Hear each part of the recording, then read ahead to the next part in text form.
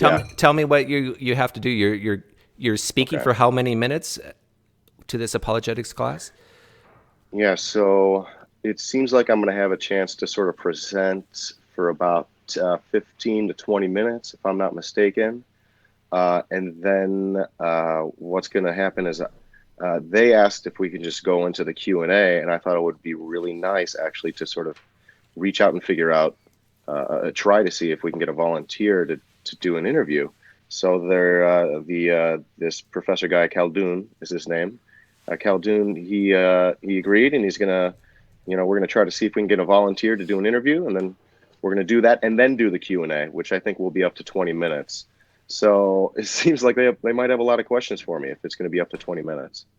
And the 15 minutes or so that you are going to do, is it just SE or is it, what are you speaking about? Oh, see, that's the thing. When Khaldun reached out to me, this is a guy again. He's as I mentioned to you, he's like this associate professor of philosophy. He's teaching also an apologetics course at a different college than he's the associate professor, and that's at, like I mentioned to you, Trinity International University, which is apparently, they say, an evangelical liberal arts school, and that's just a quick little research that I pulled up from, I think, Wikipedia.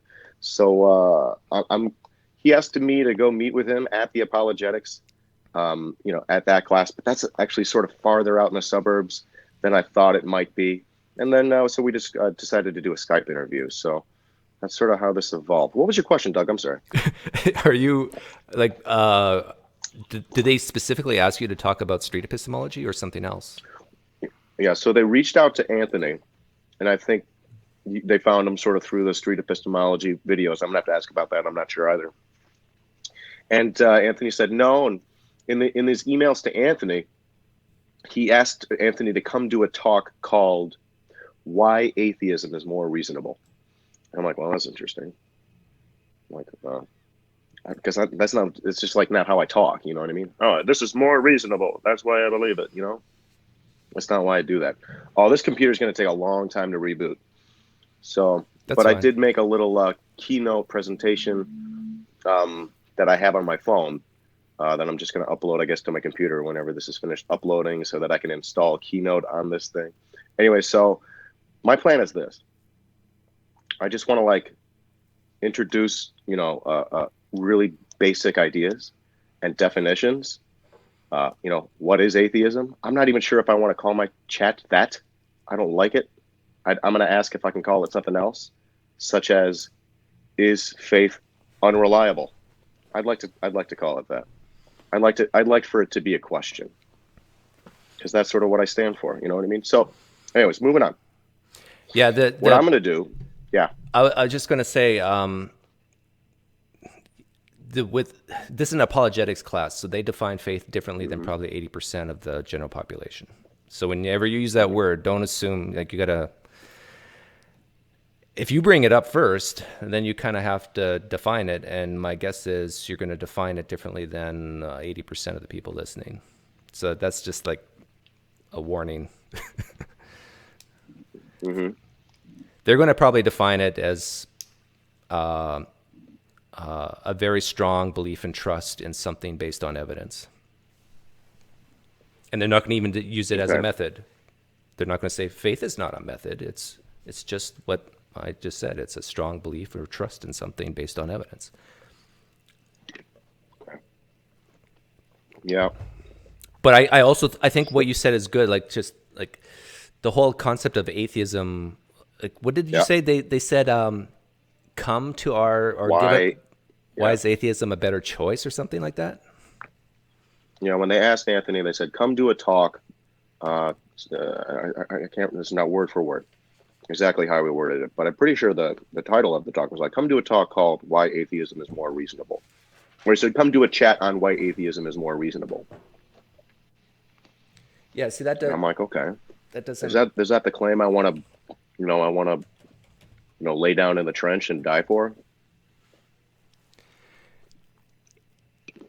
Yeah. When I hear phrases like that, I always substitute atheist with the word non-stamp collector, from that YouTube channel. Does that make why non-stamp collecting is more reasonable? Like it when you replace the word atheism with that word, you kind of like, well, that doesn't make sense. It's like Yeah. atheism is just a lack of belief in a God, at full So stop. Like, honestly, that right there is my first thing. Like I'm gonna go what like I'm gonna tell them, I'm unconvinced, so uh, what am I? What do I call myself? Well, let's talk about what atheism is, what that means, and really what I'm going to just make very clear is that in this chat I'm going to define terms a certain way, but I know that words point to ideas, right? So what I want to do is just be very clear about what idea I'm pointing at. So I'm going to stop and I'm going to define those words. I'm going to say, yeah, it's just disbelief in God. I'm going to say it's not a belief that as we know, like we got to break down this conversation. I think it's really important to slow down and do that. So I'm going to do that. I'm going to discuss the difference between at least how I'm using the terms Gnosticism and agnosticism. I brought out a couple familiar charts that we've seen to sort of describe the two different questions that are being asked. Well, that's my computer rebooting there, or restarting after an update. you have And a Commodore 64, or what is that computer you got that's there? the one. That's the one. That's right. Um, is that the one where it used to go, "Welcome to Macintosh"? They used to say that. No, I think that's a Isn't that different one. crazy? One thing I was Okay. gonna Yeah. say, like the people listening to you, and of course, everything I say is not blanket statements, but I think it's pretty close to the majority. They view you as the enemy in quotes because number one, you're Yeah. pulling people away from truth, and the truth that you're pulling them away from has consequences, and the consequences are moral decay of society. But that's not the real one. Of course, Ironic. the real one is eternal damnation. So, and since you're representing atheism in quotes, Yeah. you are the villain because most of the young Christian people who leave Christianity, they don't go to Hinduism, they don't go to Islam, they don't go to Taoism, they go to atheism or agnostic atheism. And so you're representing the threat. Yeah. So everybody is going to look, not everybody, the majority of people are going to look at you with that lens. Yeah. For sure. Oh, I'm used to it, right? I've been on the internet before. It's not my first rodeo. Yeah, yeah. But You know what I well, mean? it's worse though because apologetic classes. Yeah. I'm going to tick off some people here. They are trained to give the reasons why they believe, but those reasons are not the real reasons they personally believe. These are Yeah. the reasons they give that are the most defensible, but not Yeah. necessarily the ones that they actually make them live their lives. There, that will tick off Yeah. some You people. know what? That is interesting. You know what I found? I was able to speak to Khaldun over the phone yesterday or the day before. And he was the first person to bring up the word presupposition. So I'll just say that out loud. I'm like, oh, that's very interesting. Like, and I made it very clear as well. Like, I make very few presuppositions, but I do. I do. I think we have to. Yeah, we do. Otherwise, there's no way to believe anything is true. And if nothing is true, what are we talking about? We're just making sounds. La la la la la, Doug. La la la. So when your laptop boots, you want to read off your keynote? Um, yeah, I guess so. I emailed it to myself, so it's going to take a minute. I'm still waiting for it to boot up, and I don't know what's going to How happen long is since it? it's 15? just updating, and then I got to also download keynotes to the thing as well. But the main idea is I just go like I'll just hit the main bullet points. I'd say what atheism is, what it isn't. I compare it to what theism is and what it isn't. And then I introduce agnosticism and then Gnosticism. Throw up a couple charts to demonstrate that. And I also like to think, personally, I think, and I want you to feel me out with this one here, Douglas. I think agnosticism and Gnosticism are identity statements. They're claims of knowledge, right? And so we take a step back and we go, well, one of them's right. Either Gnostic atheists are right or Gnostic theists are right. So one of them's right. So clearly one doesn't really know. So these are statements of identity. I really truly believe agnosticism and Gnosticism are statements of identity. If I could be honest, I think all people are agnostics, but I'm not going to make that's not the argument that I'm going to present at the chat. But that's just you and me, and I think that's just us being real. So, I'm going to break that down a little bit. I'm going to talk. I'm going to bring up the Dawkins scale. I brought that up as well, just again to sort of try to drive home the point that these are sort of statements of identity. I identify as agnostic atheist, but I look at the Dawkins scale. I think I'm right there as a 4. I'm a pure agnostic, but that's just the way that he's framing sort of that's the way he's looking at it. He's looking at it through a slightly different lens. Whereas I'm looking at it, generally speaking, when I identify as an agnostic atheist, it's sort of like a binary choice, like a dual binary choice, right? Like two binary choices. Whereas Dawkins breaks it down a little bit differently. But I don't identify as a pure agnostic because that doesn't sort of tell the whole story in relation to what reality is like, where I live culturally. And again, these are statements of identity. So Yeah. I live in a place where 80% of adults believe in God believe in God. 80% of adults believe in God, and 69% of adults believe in a God with absolute certainty. So, I look around and I go, well, that's the case. I'm not just an agnostic. I'm an agnostic atheist. Like that's sort of a more relevant way of describing myself. So that's why I do that. And then I go on to talk about why I'm an agnostic atheist. And what I do is I do it in the form of questions. And I would really love to tell you word for word what it's like, but I have a couple bullet points, and they're questions. They're pretty much like, the first question's like,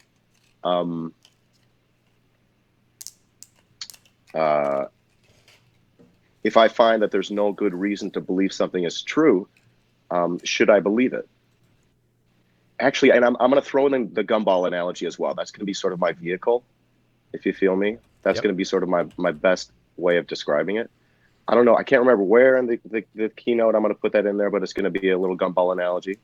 I really like the gumball analogy. And then I'm just going to say, why am I an atheist? Why am I unconvinced? You should ask the question. You should ask the question. How many people here think that if I call myself an atheist, that means I'm saying that there's absolutely no God? Yeah, I should actually lead with that. I'm curious to know how many people would raise their hand. Me too. Yeah. And then I can go, well, here's how I'm using the terms. If you generally use them differently, that's fine. I don't own words. But in this chat, I'm going to use these words to point to specific ideas. And that's why I'm going to stop and make it really clear. This thing says 45 minutes to install, so don't hold your breath here, Doug. What else? So again, like when I sort of explain why I'm an atheist, I do it in the form of a question. Like, should I accept a specific methodology for reaching a claim in a God when that same methodology could be used to reach a completely contradictory claim? I say, can't also atheists, this is a question I love to ask, cannot atheists also use unreliable methodologies to reach the conclusion that there are no gods? Right? Should I pretend to know something that I don't know? Oh, one question that I ask, and this is the best one. I go, after doing several interviews, I think I've done over 100. I don't know, Doug, but after doing all these interviews, should I accept something like faith as a good reason to believe something is true when I can't tell the difference between people who are using faith reliably, if that's possible, and people who are pretending to know something that they don't really know? See, I'd be very careful with that. I'm going to drop it. I'd be very careful with that one, because if you're in an apologetics class, they're trained not to view faith that way. That's fine. I'm just saying, like, I don't find it to be any reason for me to rest my head on it or give my trust. I don't understand it. It doesn't make sense. I mean, obviously they're just spitting. It's a deepity. Like when they describe faith in that way, it's a trust. Can you batter me around with how that conversation might go down? Because there is going to be a Q&A. Yeah. Actually, I think the Q&A is going to go much differently than that. But okay. The best question when it comes to faith is, if someone says, I believe because of faith, and they do use it as a method, I think the best question is, well, how would you know when your faith is misplaced? Because there's many examples where we can say definitively, if I have faith in my spouse, there are key markers that I can point to that would say, oh, my faith in my spouse was misplaced, or my faith in this chair I'm sitting in is misplaced if it breaks. Yeah. Try that with Jesus. What Okay. would cause you to say, oh, my faith in Jesus was misplaced? They have no Yeah. answer. Hypothetically. They have no Yeah. answer. Exactly. That's the whole point. Exactly. Right. If they had an answer, I think they'd realize how patently absurd that answer is, or right? Like, But if the Q&A, okay. if someone comes up to you and says, okay, yeah, I'll be interviewed by Dan for 10 minutes, and you ask Yeah. them why, you just assume everybody there's a evangelical Christian. I think that's safe to assume. But if you ask why, they've been trained to say because of the historical evidence. That's what they've been trained to say. But in reality, the number one reason is probably because they were born and raised in it. And number two is because they had some experience. It can't be coincidence, Doug. This happened in this point in my life, and I felt the presence of God during this rock concert. All these things. Those are the two main reasons, or real reasons, in my opinion. But they have been trained to tell you, oh, it's because of the historical evidence, and that's where they're going to go. There might be one or two or three of them who will say, well, it's because it's my presupposition, the precepts, or Yeah. religious epistemology, but not too many people go there. Okay. So the question, I guess, is what are you going to do if they give you that answer? It's just a standard street epistemology question. So, like, the question is, all right, so it seems you take evidence seriously.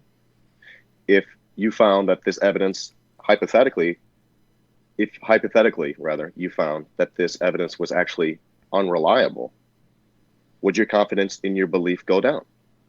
Like, I just want to know. Like, I'm pure SE right here. Right, but they'll say yes, and then Great.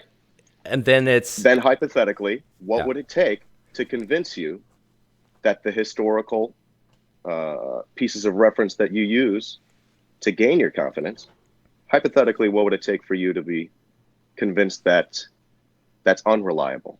Well, it's a cumulative case, Dan. I can't point to just one thing. It's when you look at all Exactly. the evidence for the resurrection of Okay. Jesus Christ, it's phenomenal. I can't give you just one thing. Sure. Well, let's pick one. Well, if I had to be forced to pick one, I would say, off the top of my head, I can say eyewitnesses, attestations, the number of manuscripts, Let's prophecies. take the first thing you said, eyewitnesses. Is that okay? Can we take the first thing you said? Sure. So just hypothetically, you found out that the eyewitness testimony was unreliable and you were convinced that it was unreliable. Would your confidence go down at least a tiny bit? Yeah, it would go down a tiny bit, but again, it's a cumulative Awesome. case. There's so many other things Absolutely. that can... No, I wouldn't expect that one piece of evidence would bring the whole house of cards down. I probably shouldn't call it that. Yeah, right. Yeah, right. But that's how we do that. So hypothetically, what would it take for you to determine for yourself that eyewitness testimony from roughly 2,100 years ago is unreliable? What would it take to convince you that that's actually the case? Well, I guess if it was shown to me that, for example, the Gospels were written after 100 AD, then it's obvious all those eyewitnesses would have been dead. So, all right, so let's pause here. You're telling me you believe in a God partially because the historical evidence that has sort of mounted in your mind. Is that a fair way to put it so far? mm-hmm. And your confidence in that belief would go down at least a tiny bit if somehow you found that the historical record was unreliable. Is that fair so far? Yes, but it isn't unreliable. But yeah, I hear what you're saying. Right. I'm not saying that it is, and I probably couldn't show you today if it was. After all, I'm just some guy on the internet. So here's where I am. And you're telling me then that your confidence would go down in that belief if you found out the historical method were unreliable. And the way that you would figure that out is if you found out that the Gospels were written, I think, after 160. 100. 1600, No, no, 100, after 100. Yeah, 100 yeah, yeah. AD. 80. Yeah. So that would put any Okay. possible eyewitnesses around 100 years old. Yeah. And yeah, my confidence would drop greatly if it became like a scholarly consensus that the Yeah. Gospels were written after 180. So if the scholarly consensus showed you that the Gospels were written after that time, your confidence would go down a tiny bit. I would go down a lot actually. Yeah, Okay. So but what that's was your not going to method? happen because it's just Right. yeah we've been doing this for thousands of years, or at least 1,000 years, looking at the evidence, and yeah, Okay. So that's sort of the question. I just wanted to make sure that your confidence, what would make your confidence go down? And is if you're saying if the community, the scholarly community, determined with consensus that the Gospels were written after 100 AD, your confidence would go down. Is that about right? yes, it would. But wouldn't I would still believe though. Right. So you're saying then that you've determined that the scholarly community has determined that the Gospels were written before 100 AD. Is that about right? Yes, that's exactly right. And there's a few, All right. there's a few fringe crazies out there like Robert Price who think that it may Right. be written later, but they're just crazy people. Right. So how do we determine? How did you determine who's in the majority of the scholarly opinion there? Well, it's out there. Like Right. you can. I think even a guy named Gary Habermas, who I love and respect, has compiled a database of what the scholarly Okay. consensus is, and yeah, it's So no question. let me ask: is that sort of your main reason for believing that the scholarly consensus, or are there other reasons? You're pointing to this guy who has a database. No, no, no. Of course, that's not. That's That's not the main reason. it. Actually, to be completely honest, it helps me. It gives me confidence. It increases my Sure. confidence, but it's not. To be honest with you, I think Love you. every believer. I love you You too. too. I love you too. Every believer has to at some point admit that the culture and family they were raised in plays a huge part. But Dan, let me tell you what happened to me. Like when I was in my late teens, I started to question, like, do I just believe this because of my parents and because of the culture and the community I was raised in? And it was a time in my life as I should done things I shouldn't have and kind of partied too much and so Yeah. forth. And so I figured I got to get serious about my belief. And so what I Right. did was I started doing research and really delved deep into it. And I realized after researching my belief that, gosh darn it, wouldn't you know it, it actually is true. Sure. And the core propositions that I was raised in are actually true. Now, my parents believe some crazy things, and not everything I was raised with is true, but the evidence for Christianity is Okay. overwhelming. Okay. So just to go back to what we were chatting about before, uh, part of your confidence for your belief in your God comes from what you say is the historical record. You've determined for yourself that the majority, the consensus of those who study the record, have determined uh, uh, uh, that the Gospels were written sometime before the year 100 AD, and if also you determined for yourself that the Gospels were written after the year 100 AD, your confidence will go down. And I'm trying to determine, what would have to happen hypothetically for that to be the case. What hypothetical new evidence would you accept that would convince you that the Gospels were written sometime after the year 100 AD? I'm not Well, saying that this is the case, but I'm saying what hypothetical new evidence would you accept? well, I would accept I got a job. I can't, I'm not digging things up out of the ground or out of caves. So I would have to rely on the scholarly consensus on this. But right now, it's solid that Right. There's some people who say that was written after 70 AD, but you know, the apologists I really love and respect, they all say the Gospels Right. were written like well within a lifetime of Jesus living and dying and rising from the dead. So let me ask, can you estimate, what is the consensus, you know, about how many of people who study the historical record, uh, how many would you say claim that the Gospels were written before 100? And how many, what percentage would you say? Well, I Uh, think it's very um, low after 100, right. maybe like less than 1%. But So like less than 1% of people claim that the Gospels were written after the year 100. Is that what you're saying? Less than 1%? right, I can only think of like Cool. one or So two people. hypothetically, just one or two people. So how many people would it take for you to change your mind? At what point? Let's say, hypothetically, 25% of those who study the historical record have determined that the Gospels were written No, after no, the year that's not 100. high enough. Like 25% of scientists Okay. say that the universe didn't have a beginning, and we all know they're Right. wrong. So I don't know that. You're saying we all, and I don't, you're speaking for somebody else, I'm I sorry. guess. I just sorry. So I got to stay in that's role my player. question. Where's the cut? What's the cutoff? If 20%, if 25% isn't enough, what percentage of those who study the historical record that would claim or that have determined for themselves that the Gospels were written after the year 100? What percentage would you accept that would lower your confidence? Well, I just wonder.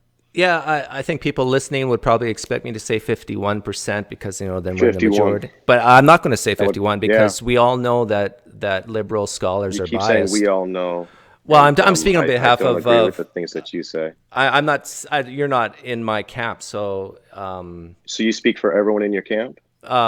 well, at my university, yeah. Do you really believe everyone at your university believes everything that you believe? No, no, but on the core propositions that Jesus rose from the dead, yes. And if they don't, then they soon will But once we're they see the talking about, evidence. okay, very good. All right. So But I'm you're glad right. that we've I'll determined you don't speak refrain. for everybody. Yeah, I'll refrain Yeah. from saying we. I think So we can speak for ourselves. I would say probably 80% because If it of got to 80%, 80%. I think I would and what would seriously. have to happen for you to go, oh my gosh, they've reached 80%? What's your way of determining that it's not at 80% right now? Uh, the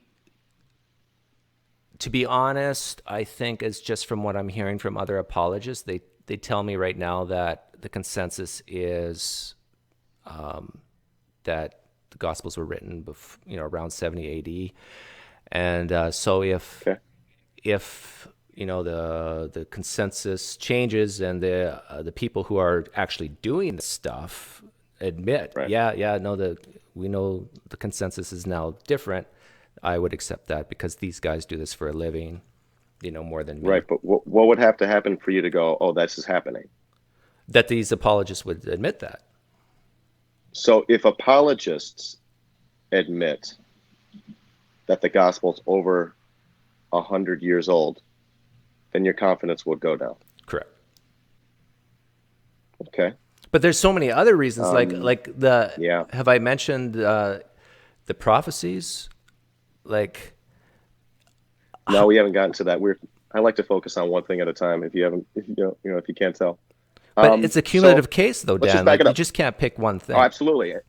No, no, I can't. I'm not here to try to take down the whole cumulative case. I just want to know how you look at individual pieces of evidence. That helps me to understand whether or not I should gain confidence in what you're believing. So, so here's where I am. Here's where we are. I think you believe in a God. You have a certain amount of confidence. I like how we didn't bring up the scale. I like that. Your confidence in that belief would go down if you found out the Gospels were written more than 100 after the year 100. Uh, the way that you would determine that is if the scholarly consensus reached about 80% of those who claim that the Gospels were written after the year 100. And the way that you would determine that, I'm confused. So let's say hypothetically, the scholarly consensus is at 80%. What would be the way for you to convince yourself that would be the case? What would be different than what it is like right now? Oh, what would be different is guys, apologists would be admitting that. They would be standing up and say, hey, I'm a You special. don't think the apologists would be in the 20%? And I'm sorry to cut you off, but I think we just keep leaning on the apologist angle. I'm wondering, do you think it's possible the apologists would remain in the 20%? Oh, yeah, they would. But then they would say, well, we're in the minority, but we're right.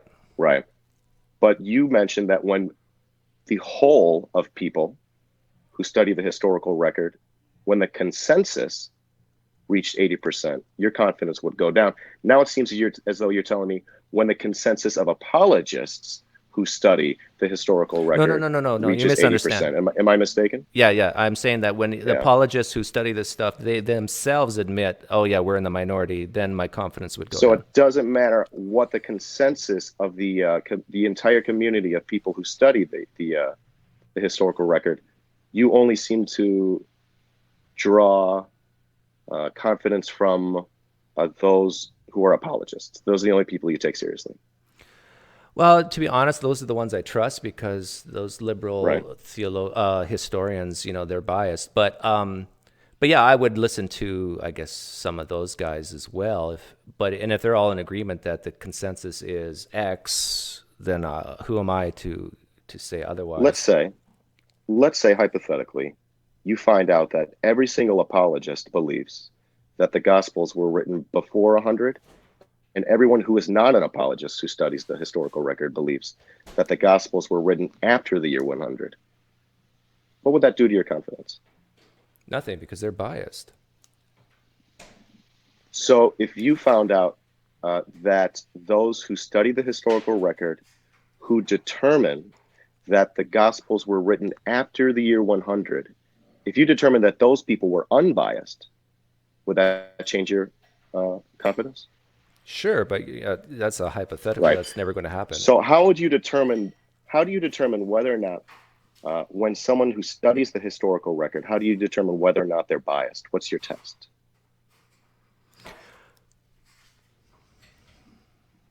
Well, I can't test them directly because they're not in my house. I guess if they're willing But to, you seem to have determined, and I don't mean to cut you off, but you've determined that some people who study the historical record are biased, and some people are not. right. What is your way of determining that? Well, I think it's safe to say all humans are biased. But Including apologists? well, yeah, I would have to admit yes. But okay, That's fair, right? um, Atheists are biased as well. there's one thing that I haven't told you yet. Doesn't pain me to say that. There's one thing I haven't told you yet, and I'd like to focus on what we were talking about before. well, Does this this is fit in? really this is yeah, it fits into this, and it fits into the Feel free. bias. Otherwise, I'd be happy to go back if this doesn't fit No, in. it answers your question about bias because, and I know you don't The believe question this. about how you determined Yeah, yeah, that certain people are and certain people aren't biased. yeah. All right, Because hit me. I believe um, that Satan actually blinds people, and I realize this sounds crazy to you because you're not a believer, but so when people look at the evidence for Jesus, some of them can't see it because of this, we say, scales on their eyes, and the the Christians don't have that. Are you mocking me? I'm just trying to find the scales.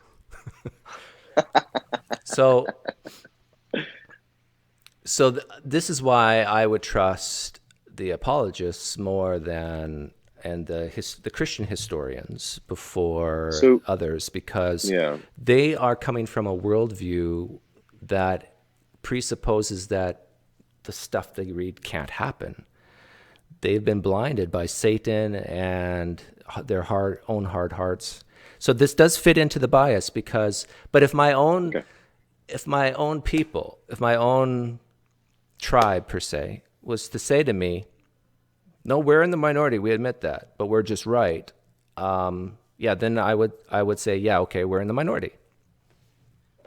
So I don't remember asking you when you would be in the minority. My question would be, what would make your confidence go down?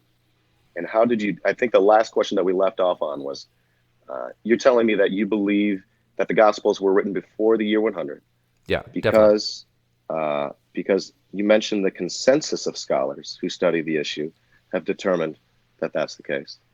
You also mentioned that if you found that 80% of scholars who study the issue uh, uh, claim that the Gospels were written after the year 100, your confidence would go down. But then it seems as though we said we'd only take apologists seriously because they're not biased. But then we found out that, and we mentioned that apologists are biased. So I'm just trying to determine, you know, I wonder if you have a piece of confidence in your belief that's sort of like untouchable in a sense, that there's no way for you or for one to sort of recognize that's not a good reason. So I wonder, what would it take hypothetically for you to determine that it's not a good reason? I'm not saying that it is, that it's not a good reason, but I'm just trying to find out, what would it take for you to change your mind about this one little piece? You're saying that if the consensus reached 80%, your confidence would go down. But then you mentioned there's bias in studying the issue. So I'm just wondering, hypothetically, what would it take for you to go, okay, I'm going to change my mind about this. Uh, I'm gonna, I'm not going to take this seriously anymore. In regards to the eyewitness claim, Yeah, in regards to whether or not the consensus is at a point that would or would not change your mind. yeah, I think it's a good question. I think that if one thing that's always bothered me as a Christian is Mhm. the fact that a lot of these historians and apologists do come out of Christian universities. So I recognize, or seminaries, and so I recognize that maybe they're biased as well. So you're asking me what would lower my confidence in the consensus? What would I have to see? I don't know. I don't know because there is no catalog, there is no database of consensus. But I kind of have to just rely on the experts, on what the experts are saying. I'm being totally honest with you. All right, I really appreciate that. Um, where I'm from, I don't know is an honorable thing to say. I don't look down on that at all. So, Doug, or whoever you are, um, You can call me Doug. all right, Doug. So, Doug,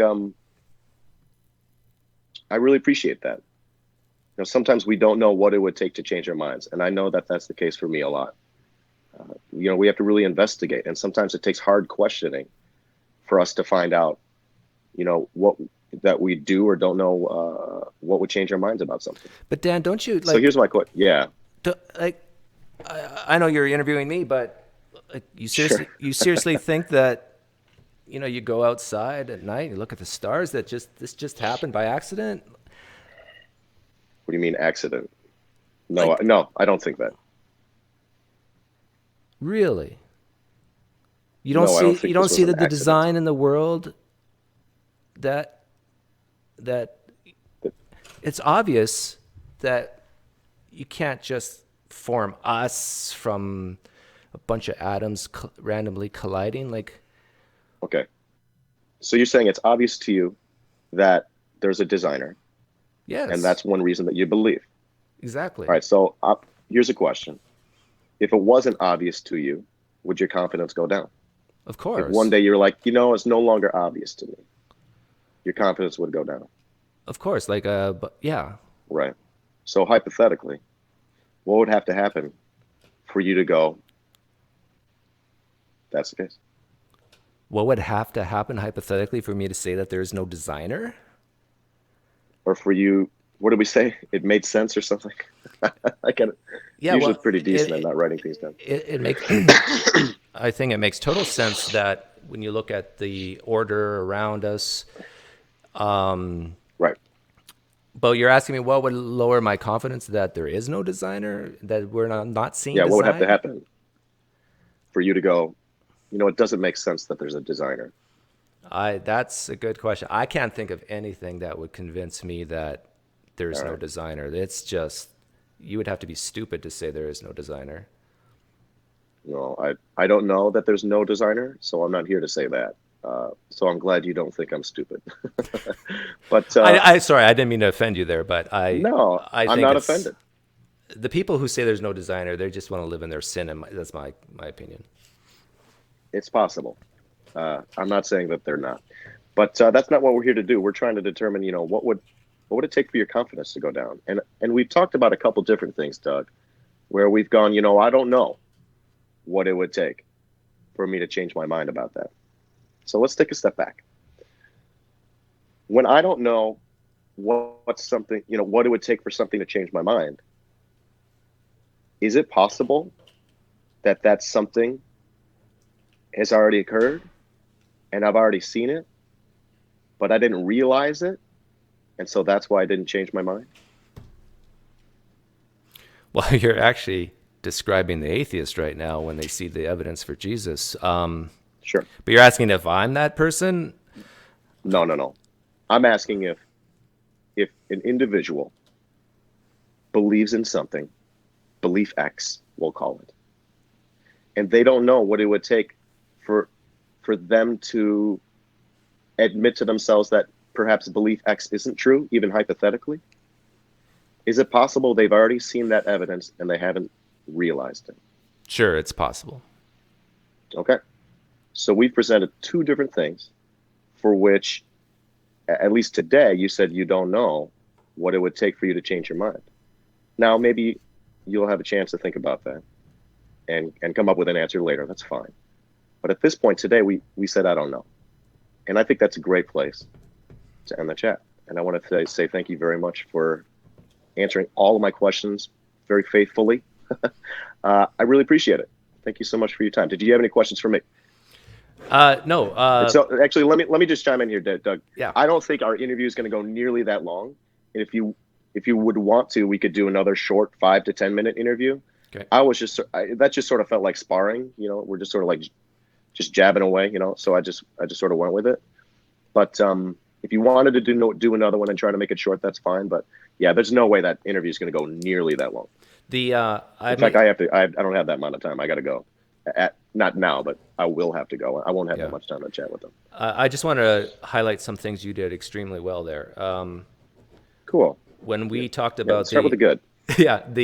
when we talked about the evidence, and I brought up eyewitnesses, and that led to scholarly consensus, which led to biases. Right.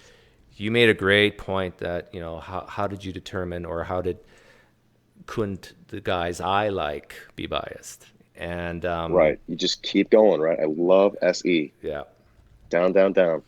and that I think was the first I don't know I said. I think so. And that last question you asked, is it possible that I missed it? That there may be some evidence for non-design that I've missed, and I just didn't realize it. That was a great question too. Yeah. But I think Good. Thanks.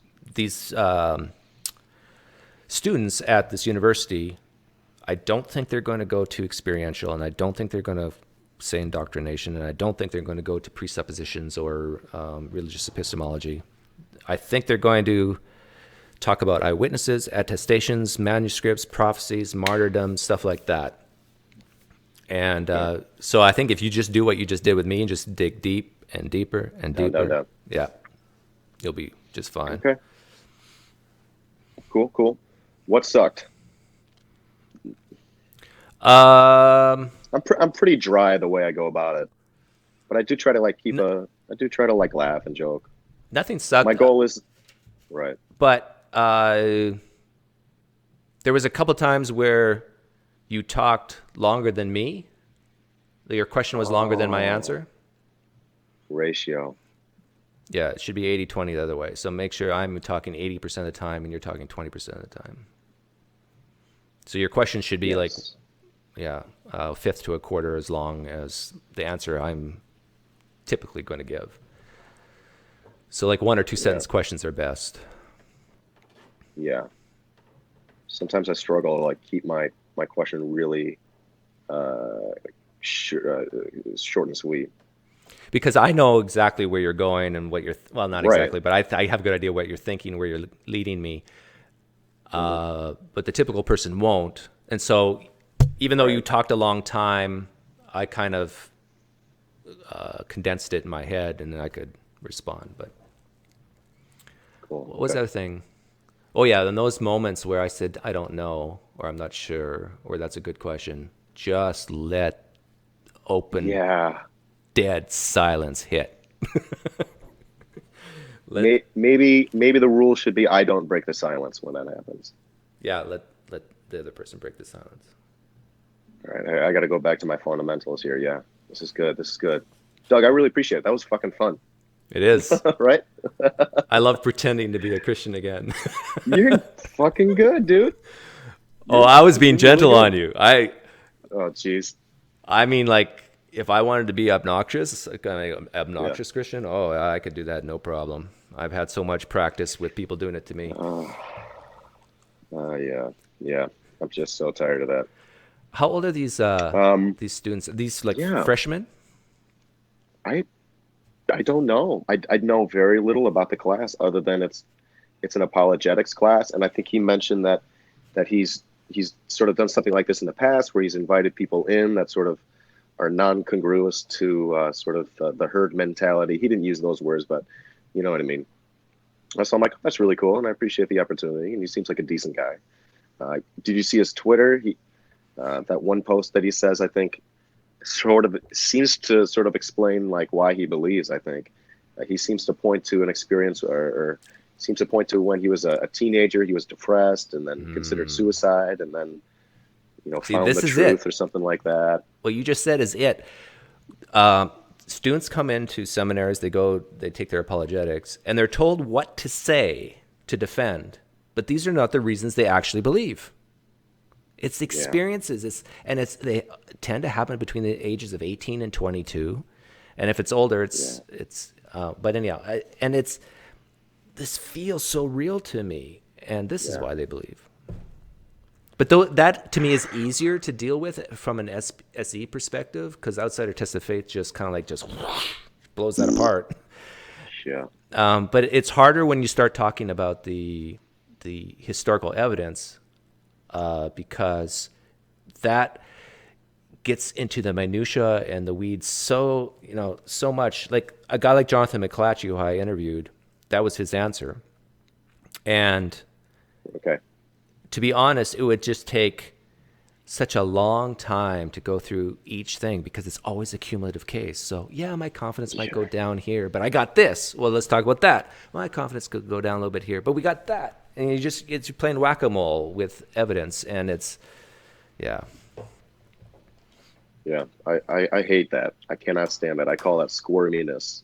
Um, and I think that really demonstrates an inability to keep drilling down and critically think about that belief of yours.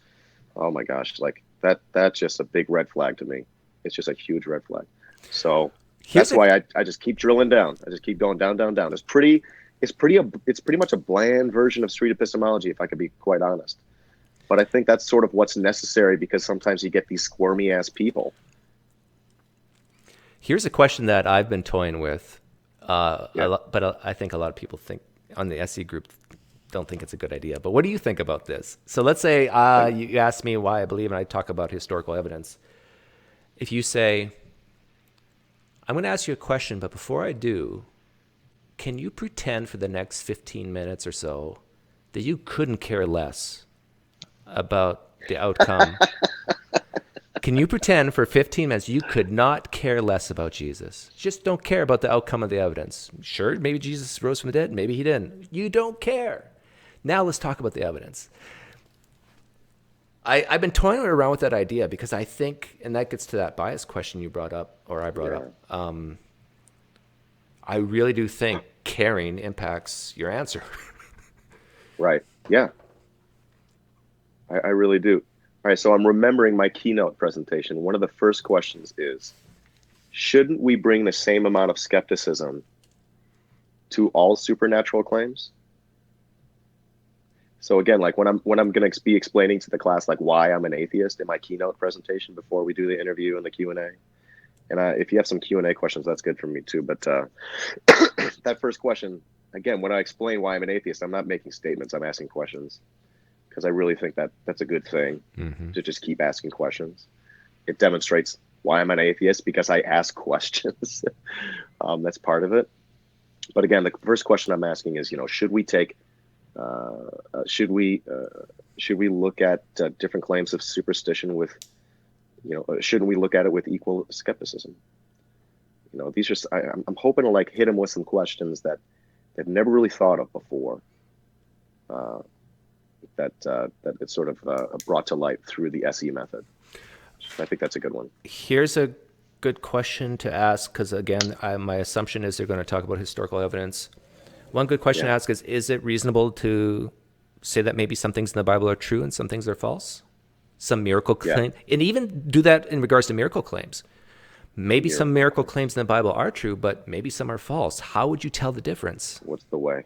Yeah. Well, and that's a tough one for them because it's the best. they want to believe that just everything's true, right? So, right. But if they're open to the idea that maybe some things in the Bible are not true, then they have to come up with a method to figure out which of the miracle claims they're going to believe and which ones they're not. One of my favorite interviews that I've seen you do was with, what the fuck is his name? Those guys that were just terrible. The Reformed Army guys? Those guys. Yeah. You did an interview with one of the guys, the sort of balding guy. What's that guy's name? The really vitriolic one. Michael? Michael. And you asked him the difference between a true revelation and an untrue one, and he would not answer the question. You hammered it 3 times at him. The third time he says, you know what, we're not going to just let go of our entire worldview. That's how he answered the question. I loved it. I thought that was so embarrassing for him. That's not why I loved it. But I feel bad for the guy. I feel bad for the guy's kids. I know I mentioned this to you before, but dear Lord, like you have kids, man. This is what you're demonstrating to them. Ugh. Anyways, yeah. So that was a good question. If you feel led by the spirit of science, like the fear is real. The fear is real amongst believers that if this is not true and if they stop believing, that bad things will happen to them. Right. So just be kind of compassionate about that because a lot of them truly think they will have no meaning and purpose and no reason to live if they don't believe anymore. A lot of them truly believe that the world will come into total chaos with moral depravity if everybody stops believing. They truly believe that if they doubt too much, some of them at least think that they will burn forever. So, and this is why SE is so valuable because that's ammunition for the walls and defenses to come up sky high. Mm-hmm. Yeah, so when you're looking into the eyes of these people, at least think some of them are thinking that, and and some of them do have doubts already, and they're scared to go one step further into that doubt world. Phrases like simple phrases like "it's okay to doubt." Very, very powerful. It's okay to doubt. You're okay. Right. Right. In fact, there's a young lady watching right now who she heard me say. Oh, we're on YouTube? Yeah, you didn't know? Is this appearing? Sorry, you didn't. I sort of forgot. Yeah, you're being watched. There's all right, let's go. 35 people right now. But there's a young lady watching right now who heard me say that. It's okay to doubt. And that alone just kind of sent the domino effect of, hey, it's okay for me to ask these questions and really challenge my beliefs. Right. It doesn't make you bad. It doesn't make you the enemy. It doesn't make me I'm the enemy for asking these kinds of questions.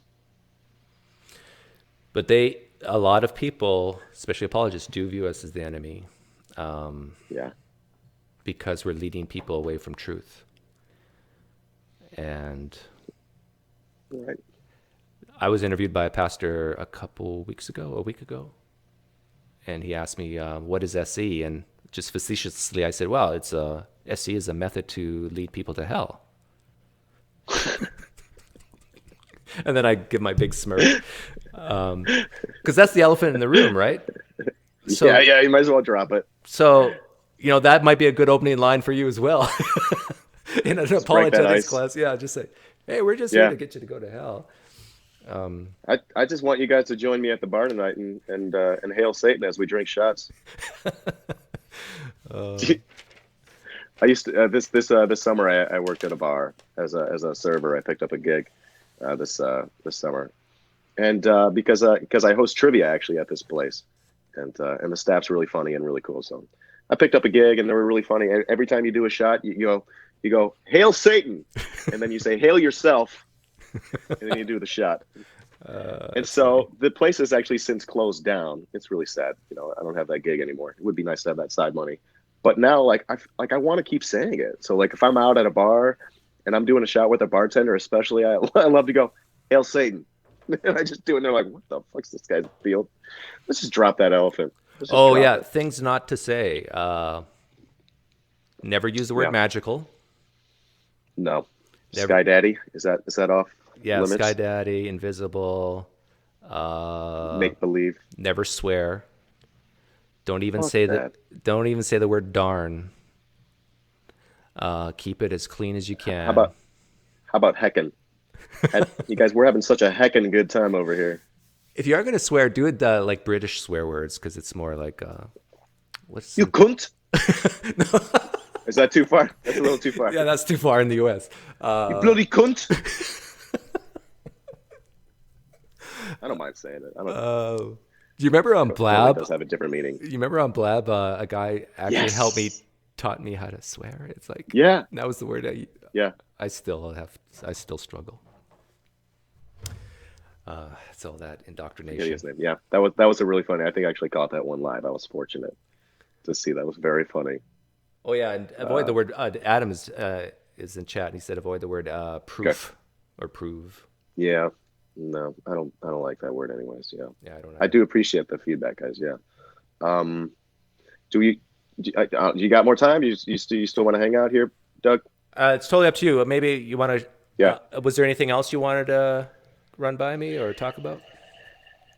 I don't know. I was thinking perhaps we can just you could just sort of fire it off, sort of like a mock Q&A with me, Okay. sort of from the apologist perspective. Can you just sort of knock me around a little bit?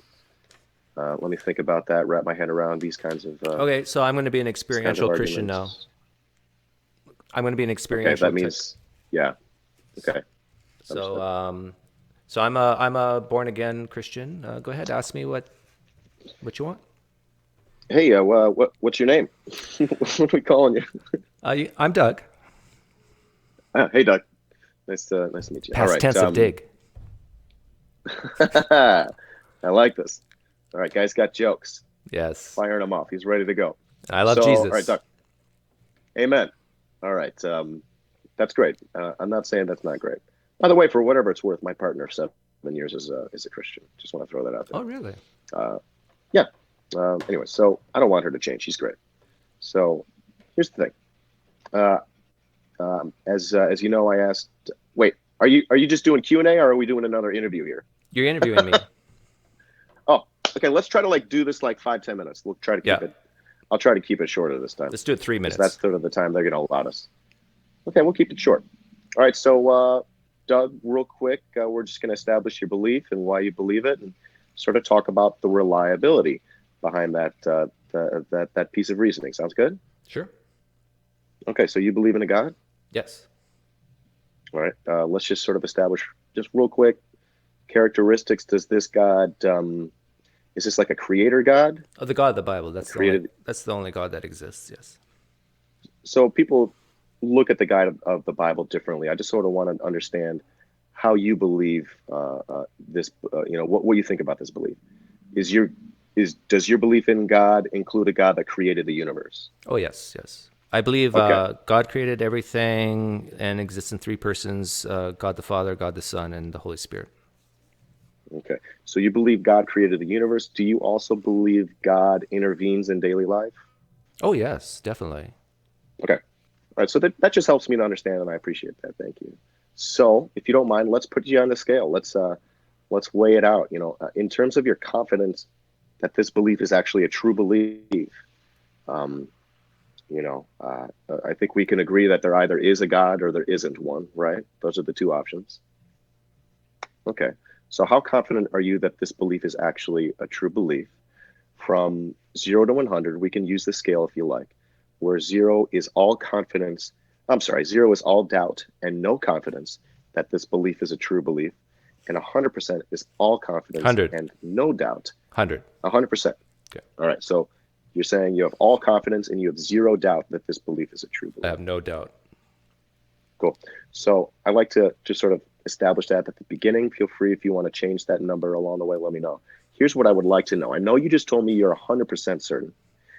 Is there anything that could happen hypothetically during this life or after this life that could make you more certain, even a little bit, that this belief is actually true? Well, I've never been asked that question before. I am so certain But now. It's really thank hard. you very much. That's a compliment.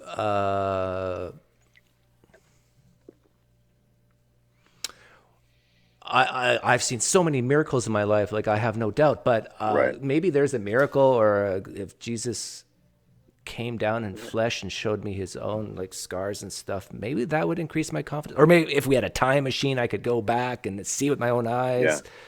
Right. Like, what would you see? What would you go back and see and be like, oh, that I know even more now that it's true. What would you have to see? Oh, I guess it would, as painful as it would be to watch, like to see Jesus on Right. the cross and then to see him Oh man, come out of the tomb, like that would be amazing. that would be so metal. No, I'm joking. All right, so I won't make jokes like that. We all know that. Um, so so you're telling me that since you haven't seen some of those things, you are lacking a little bit of certainty. Is that right? No, no, I'm 100% certain. I'm just saying that that would even blow my mind That would more. make you more certain. Yeah, more certain. So you could be more certain, Yeah. yet you're 100% certain. I see what you're saying. Okay, I guess 99.9%, and then if we had a time machine, I would. I would end the chat right there. That is the biggest percentage to move anybody right Yes. there. I Yeah. love that. Yeah, and I'd be like, well, thank you for your time. that You do the rest on your own. You got 999 more to go. yeah, we can end it right there. What you just did was I love absolutely that question. perfect, because whenever you hear someone say they're 100% certain, and then you ask, well, what would make, Bullshit. yeah, exactly. And what would make you even more certain? And if they can come up with anything, boom, it's like, well, you're more I certain. did. Yeah, I did an interview yesterday on Periscope or the day before where I was getting trolled by some like bloody faced clown as their profile picture. And I think they came in the room shouting, make America great again. And it was like nuts. Somehow I tamed that conversation down. I engaged him in a street epistemology interview. What did he say? What did he say? He said that if he saw God, he would be more certain. And I go, well, what would it be like if you saw God? And he goes, well, I'm not really sure. And I go, how do you know I'm not God? That's another one of my favorite questions. If you don't know, how do you know I'm not God? And then a lot of people go, well, I've asked this question so many times. Sometimes people go, oh, I would feel something. Come on. I love it. They just keep going. All right. So that's actually one of my favorite questions, which is what would make you more certain? Yeah. Because that actually helps set people up to be willing, I think, to change their confidence. I think that helps people to be more willing to change their confidence, because already we've moved it. We moved it from 100 to below 100, which if you've done these interviews, that is sometimes the hardest percentage to move from 100 to anything else. It seems like impossibly bigger. If you move someone from 100 to 99%, that 1% is infinitely larger than moving someone from 50 to 51% or something like that.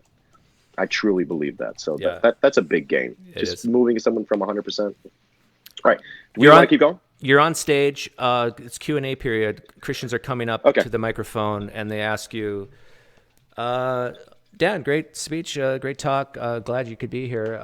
But how can you say you're moral if you're just a random collection of molecules and atoms? Like, where does your morality come from, Dan? Uh, that's a really great question. I love to talk about morality. So what do you mean by morality? I mean, like, where do you get your sense of right and wrong? How do you know Right. something is So really, really right or really, really wrong? I don't know for certain with everything that I do. Some things are subjective.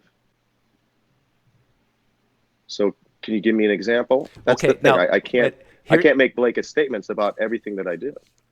Would on you the give me an example of uh, something that I choose to be right or wrong, and I can maybe help guide you with that? this is going to be tough for you, Dan, but What do you think? Hit me. I'm going to encourage you to not ask any Crank it up questions. on me. I'm going to encourage you not to ask any questions during the Q&A. Just answer them. All right. So if I was to ask, where do you That's going get? to be really hard, yeah. I know, but I think it's very valuable to show that it's just not one-sided.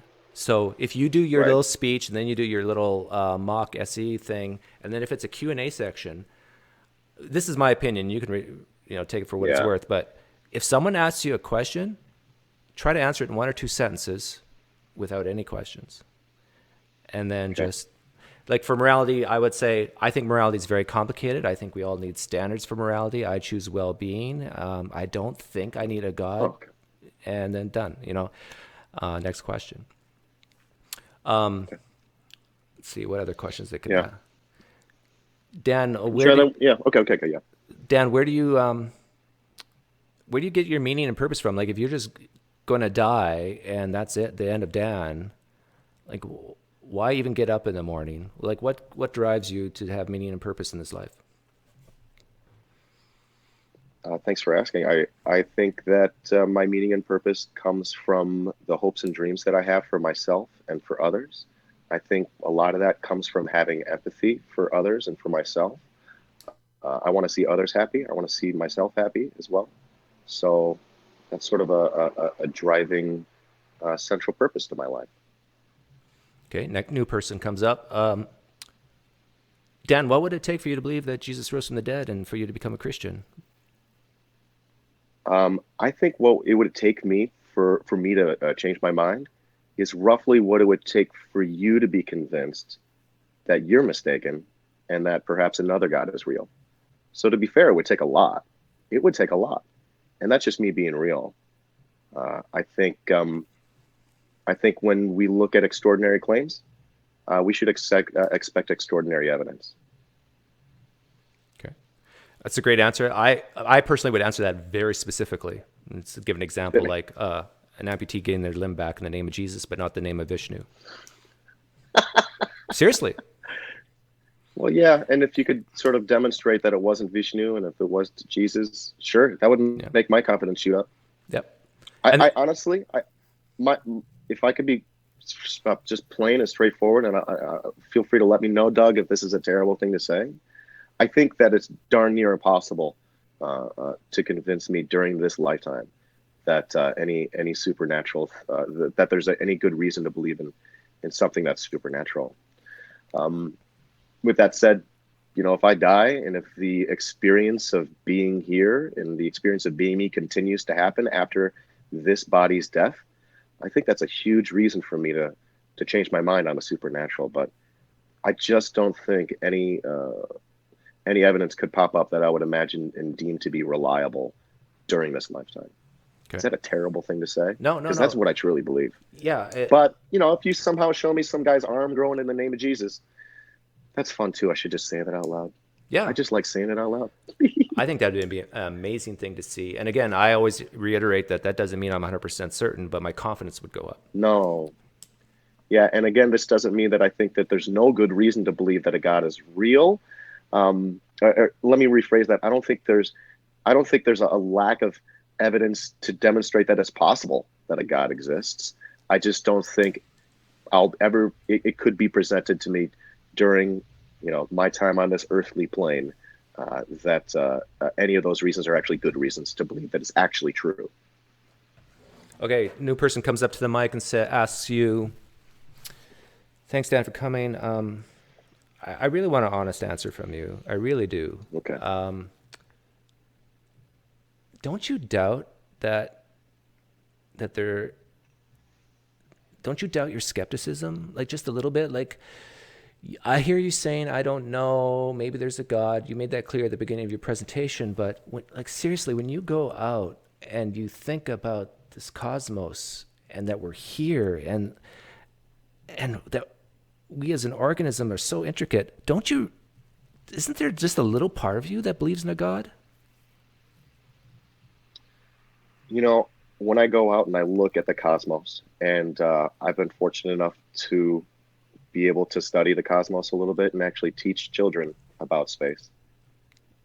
I'm filled with an immense sense of wonder and awe for the universe and for just how rare life is, and how much that experience helps me to realize how much care we should take with our lives.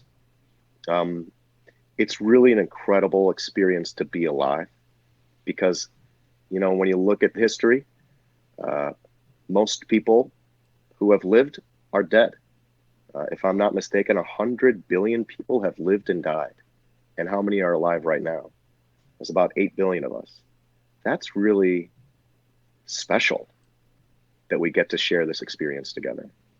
And it's awe-inspiring as well that we have this chance to share with each other and to grow with each other. What was your question? Get my violin out.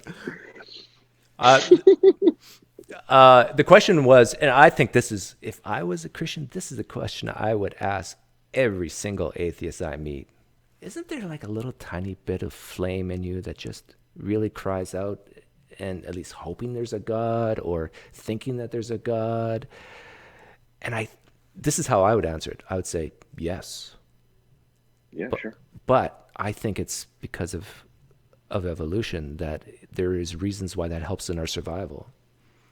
Yeah. And to the extent that it's sort of baked into the culture. Yeah. But I think the flame that's a light inside of me, even more brightly, is the one that wants to know that I have good reasons for my beliefs. Crocoduck comes up to the stage or to the microphone and asks, shouldn't you believe in Christianity, Dan? Because, if you're wrong about it, what do you got to lose? But if you're right, you got eternal salvation. That's a great point. My question would be, well, how did you determine to believe in Christianity and not another religion? Oh, so that's a great question. I would only have to say that if that's true, I wouldn't know, where I should hedge my bets. Which is the God that I should be believing in, and I wouldn't have a reliable way of answering that question. So, with that said, if there is a God, and if I die and find myself at the pearly gates, I think that my skepticism won't be punished. A young woman named Rachel comes to the microphone and asks, "Thanks, Dan. You mentioned in your presentation that your girlfriend is a believer." Yeah. And my question has to do with, don't you see within your girlfriend, like you mentioned, you don't even want to change her, which means you must like who she is. Don't you desire that for yourself? And do you think that maybe the joy or the type of person she is has to do with her belief in Jesus? And isn't there a part of you that desires that for yourself? That's a great question. So I think you're saying, since I look at my girlfriend and I love her exactly as she is, that her characteristics, I should sort of be into those characteristics. Um, now now I look at that, and that's an interesting thought, right? Those people that we respect, should we respect everything about them? For me, I don't find that the answer is yes. There's a lot of there's a lot about people that a lot of people that I respect that I don't agree with everything they say or believe in. But I love my girlfriend exactly for who she is, because she's a good person despite her religious beliefs. And I don't mean that too provocatively. I just mean that in the sense that some people, we have evidence, allow themselves to be overcome by their religious beliefs, in the sense that it becomes dangerous and harmful to others. Uh, and I found that my girlfriend's religious beliefs do not affect the way that she treats other people. So, in the sense that I love my girlfriend, I love that she's an empathetic person, and that she's a real, authentic person. She's also very funny and beautiful, insanely beautiful. But what I love about her is that she's authentic, and that's not affected by her belief in God. Yeah, that's a great answer. I would shorten it up a little bit. Yeah, keep it tight. Get it tight. But Christians, if you're watching this, that is a great, in my Sure. opinion, a great question to ask an atheist. Ask Yeah, them right. about someone That's an interesting. yeah, find someone that they truly respect, that the atheist truly respect, that's a believer, and then ask, maybe the reason why you respect them is because of the attributes that the belief gives them. And don't you want that? Oh, I think, yeah, Christians, that's a great question to ask atheists. That's a great question. I've never been asked that question before in my life, so that's a good one. But yeah. Uh, In fact, I've specifically had that conversation with my girlfriend. I'm like, to what extent does your belief in God affect who you are as a person and how you treat other people? And she's made it very clear to me that it does not. okay, so So I appreciate that. an angry guy comes up to the microphone and says, Dan, what happened to you? Like, were you raised religious and you just got bitter at your church? Did someone hurt you at church? Did you get caught up in porn and you just wanted to sin? What's going on? Why are you so angry at God? I'm as angry as God. I'm as angry at God as I am with Voldemort and Darth Vader. Um, and with that said, I don't think anything especially terrible happened to me. In fact, it's pretty clear to me that I've been quite fortunate in my life. But thanks for asking. Okay, another angry guy comes up to the microphone and asks you, uh, as an atheist, you're almost definitely a naturalist. So, are you even aware? Like, do you even know the implications of your worldview? Like, do you know that naturalism is self-refuting? I'd be curious to know your thoughts on that. Thank you. Um, no, I didn't know that. So thanks for sharing. I'll go check that out. You've convinced me. That's a great answer. But the Christian's going to walk away saying, "Yeah, I knew this guy doesn't know what he's talking Yeah. about." Um, I don't believe in naturalism. I don't know what that means. I could believe it, but I don't really know what that means, if I could be quite honest. Yeah, what I would say is, I just avoid. How do I get away from the worldview question? Like, I- I don't have a worldview. I have a collection of beliefs, what and we I can investigate them one by one. But naturalism isn't a belief. Is it not a collection of beliefs? Can you help correct. me understand? But this is, I think, So, which belief would we like to investigate? what I would, how I would answer that question without asking a question Yeah, back is just say, I don't know how to. I would say something like, well, I'm not exactly sure what you mean by naturalism, but if you're saying that naturalism necessarily excludes the concept of any type of deity, then I guess I'm not a naturalist. Because Right. I am open to the idea. I'm not omniscient. I'm not perfect. There's things I definitely don't know. So if that's what you have in your mind as a naturalist, I'm not one of them. Next question. Right. Yeah. And that Yeah. just That closes the door on it right there. hopefully the chat that I have that introduces that we're going to do before we do the interview and even before we do the Q&A. Hopefully I'm able to explain that thoroughly enough that I don't believe that there are no gods. I don't have belief that excludes belief in gods. It's just I think I might I might never be convinced during this lifetime. That seems most reasonable. So hopefully that squashes that bug. But yeah, that's the thing. I really dislike questions about worldviews. Well, worldview, it's just like nails on a chalkboard to me. Just talk to me directly about a specific belief, and we'll go from there. I think that what they want to do is throw the whole baby out with the bathwater sometimes, right? Mm-hmm. Uh, I don't know. What else you got? Do you want to wrap this up? I'm good to go. I'm happy to hang out. Does anybody This else is in fun. chat have questions for Dan? Like, pretend you're a Christian, you're going to the microphone, and Dan's Little, on stage, and Dan's yeah, perspiring profusely. Ask a question that you think would make an atheist have a heart attack. yeah. I think honestly, Periscope has prepared me for this chat more than I realize. Yeah. Like you just get it all. You get it from every angle when you put yourself up there on the internet. You get it from every side. Yeah. Oh, question. A guy named Chet comes up to the microphone, and he asks you, "Look, I've had times in my life where I've been terrified of what this world hits me with, and I admit to you, I get a little scared. How do you handle that as an atheist?" Well, I'm not exactly sure what you're getting scared about, but I think what you're trying to say is that you look around, and feel free to stop me if I'm wrong, is that you look around and there's a lot of terrible stuff going on. Is that what we're getting at? Well, And because of that, life's not fair. yeah. Life is tough. All I'm asking you, as an Okay. atheist, I can pray to God, and I know God's with me. But what do you do?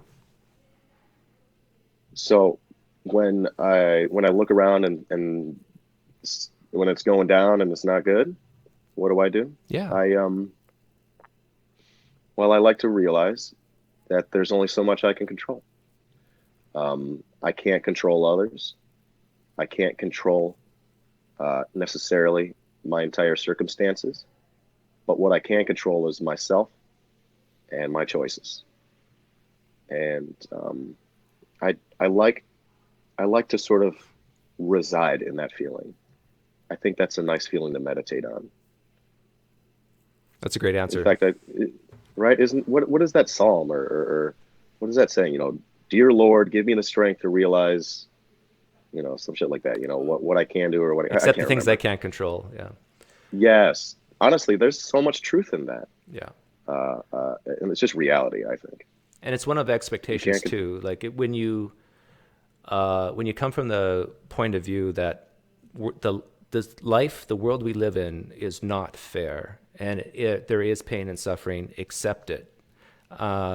Try to change it, of course, and alleviate it, but accept the fact Yeah, that bad things happen.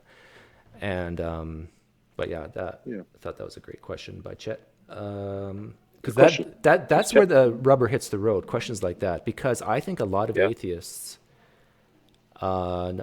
actually hope that there is a deity of some sort, or wish that they could believe, wish that they could have a reason to believe, because it is comforting, right? It is comforting to know that there's this all-powerful being who has your back. And that's the thing. You look at some people, and it is very comforting for them. Although I think it's easy for us to discount those who are discomforted by that belief. true. Like it's sort of easy to ignore that. In fact, they're probably some of the same people. So are we really getting, you know, clear reporting of people's beliefs when people only seem to tell you like the good that it gives them? I think there's a lot of stress that these beliefs give people in their lives, and they're not admitting it out loud. They only just a lot of times they just go to tell us the good that it gives. Well, it gives me comfort. It gives me this, gives me that. But what about when you can't square reality with this belief and that cognitive dissonance that arises? Yeah, of course you're not going to tell us about that. I'm going to say very short sentences to you, and I want your response very short back. It's a challenge for Okay, you. let's try. Good practice. Yes. Dan, I'm going to pray for you. Thank you. Dan, there's a evil spirit in you that needs to be cast out. I don't think that's true. God, God bless you, Dan. I appreciate your what the fuck is the word I'm trying to say? Don't use the F word. Yeah, fucking shit. I appreciate the sentiment. Thank you very much. Dan, If this were Periscope, I'd say I'll critically think for you. But I'm gonna lay off that. Dan, you're not smart. You just think you are. I don't think I'm that intelligent. I have a lot to learn. Good one. That's great. Great response. I'm trying to think of phrases just to Yeah, push your buttons, I know. and the goal here There's is nothing. There's nothing they would. Some people, not everyone. There's nothing some folks would like to see more than to see someone else on the opposite side of their ideological spectrum getting furious. There's nothing more they'd like to see than that. Dan. Some. Would you be willing to come to church with me next week? Uh,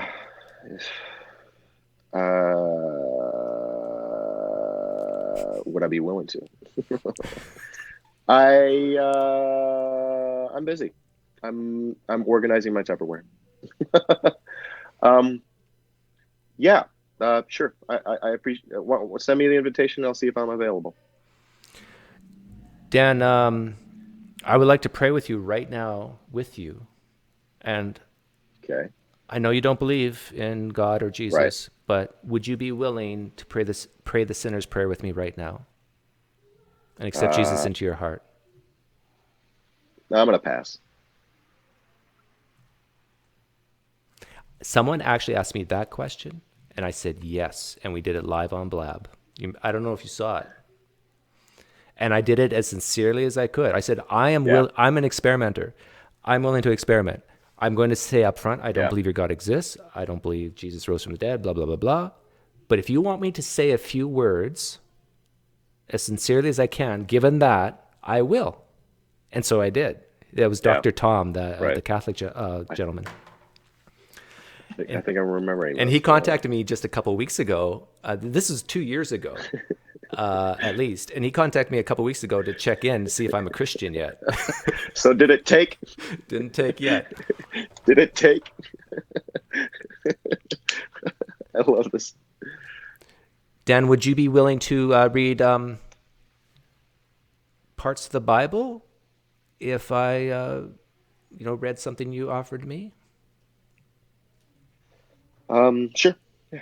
If that would make you feel better. I get that question a lot, and or asking me to read something, investigate something.